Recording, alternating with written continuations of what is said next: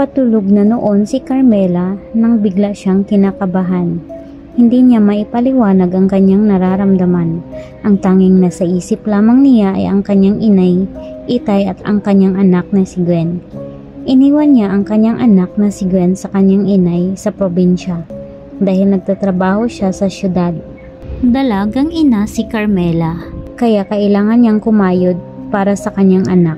At pikit mata niyang iniwan ang kanyang anak sa kanyang inay para makapagtrabaho siya.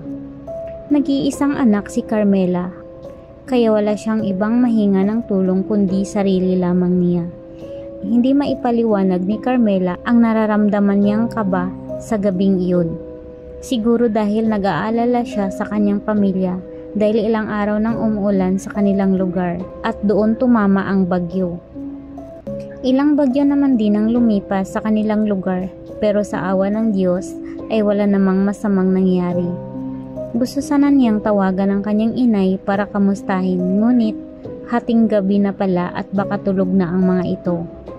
Nagpabali-baligtad siya ng higa dahil hindi talaga siya mapakali at gustong-gusto na niyang matulog dahil maaga pa ang trabaho niya kinabukasan. Mag-aalas 2 na ng madaling araw nang sa wakas ay nakatulog na si Carmela. Sa kanyang pagtulog ay nakita ni Carmela ang kanyang ina na umiiyak. Maggayakap silang tatlo ng kanyang itay at ang kanyang anak na si Gwen. Tinatanong niya kung bakit umiiyak ang kanyang inay. Hindi ito sumagot at nagpatuloy lamang sa pag-iyak nito. Gusto niyang lapitan na ang maggayakap niyang pamilya upang yakapin sila.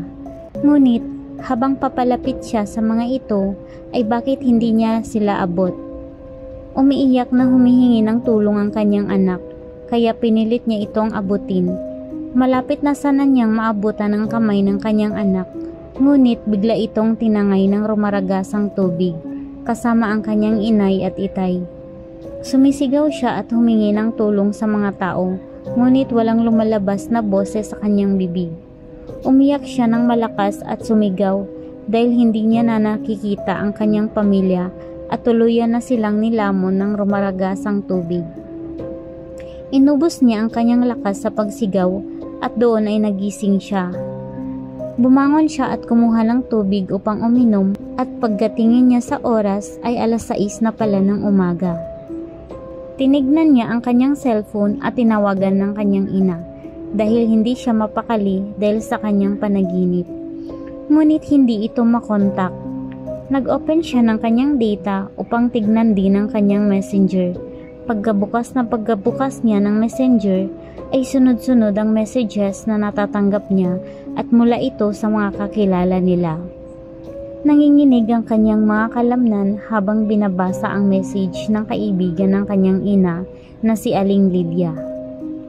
Hindi niya namalaya na tumutulo na pala ang kanyang luha habang binabasa ang message at napasalampak siya sa sahig dahil nanghina siya sa kanyang nalaman. Parang bombang sumabog sa kanya ang balitang kanyang natanggap. Ano kaya ang nangyari sa pamilya ni Carmela? Tunghaya ng karugtong ng kwento sa part 2.